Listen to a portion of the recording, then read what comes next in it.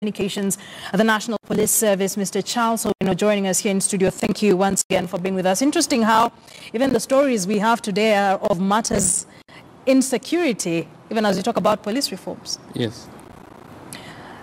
You talked about these changes, being very specific about what each police department will be doing.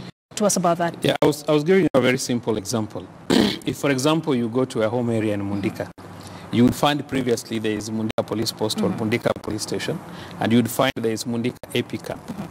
If you have a disagreement with your brother or a neighbor, one may report at Mundika Police Post, another one may report at Mundika AP Camp. What we've done simply is to merge, if it is a police post, merge it to be one police post, not an administration police post or it's a general duty police post. So you merge it together, it becomes one police post. If you go to Mlolongo, for example, you have Mlolongo Police Station and you get a Mlolongo AP Camp adjacent to Mlolongo.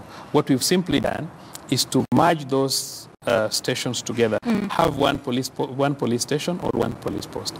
Where we used to have administration police officers in the chief's camps or assistant chief's camps, we are turning them to be police posts. So what has happened is that the moment we have given administration police 5 major units to run, what happened is that there is a balance of administration police officers, about 24,000, that were performing their general duties within administration police officers. They have now been moved from administration police to the general duty Kenya Police, so that they become one. So the population has increased from about 39,000 to 64,000. So we have the general duty police will just specifically undertake the general duties within the police station. Administration police will undertake the 5 functions that I've given you, 5 units: the critical infrastructure, the border security, the anti-stock theft police unit, and the RDU.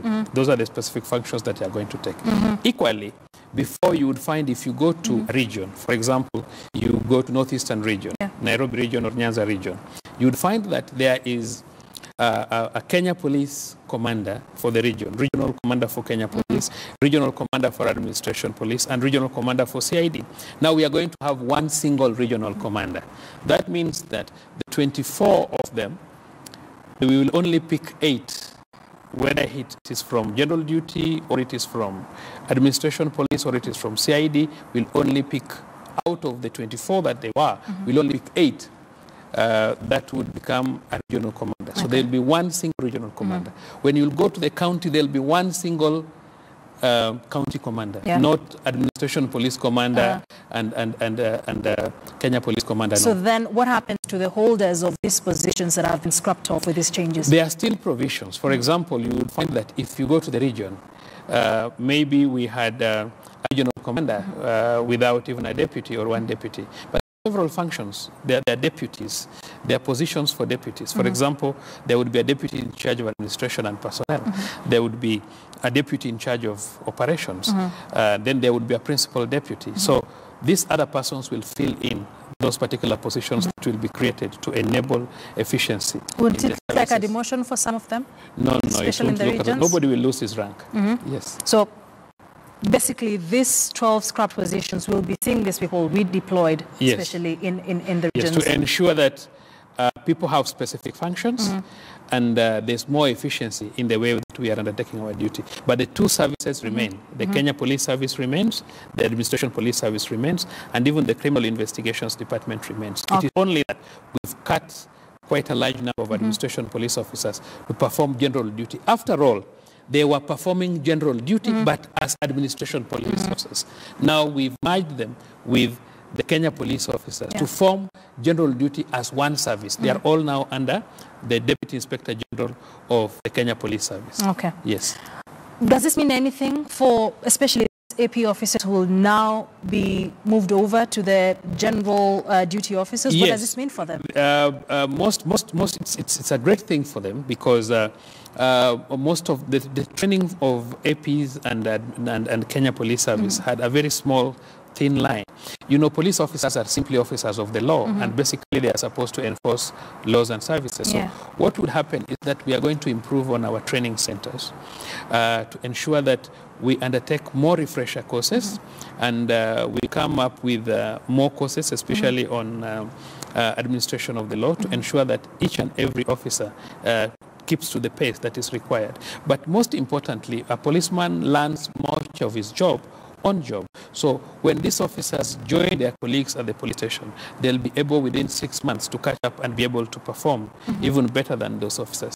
And I can tell you we have wonderful and well-educated officers from administration police, and they are going to give us more, they are going to create more support to their colleagues, because you see they were performing general duties, but performing general duties under different services. Now they are going to perform general duties under one service. So they will be subjected to refresher courses first? All of them, even the general duty police officers, you have to undertake continuous refresher courses to ensure that you are up to tax with new laws, new systems, and so on and so forth. Yes. The colleges, police colleges in Kiganjo, here in Embakasi, UAP, have also been upgraded to campuses. Yes. What are we likely to see, especially when it comes to the pass out? Who will they be passing out as after these changes? What is most important is that these colleges will be given specific duties. For example, when you go to Magadi, it is an operational field training center. So at one stage, when you are supposed to undertake operational skills, then you will have to go to Magadi. When you want to learn on general duty functions, the functions of a police station and so on and so forth, and administration of a police station, you will go to Kiganjo. When you want to undertake more operational duties like the GSU, you would most likely go to Embakasi B, which is the former GSU training school, Embakasi B campus. The former AP training school is Embakasi A campus. But they are all majorly going to train on operational matters. All right, I want us to take a quick break. Any questions you have for the Director of Communications, National Police Service? This is the time to ask, especially on the reforms that have been announced today by President Uhuru Kenyatta. They're expected to be effected in the next 90 days. So if you have any questions,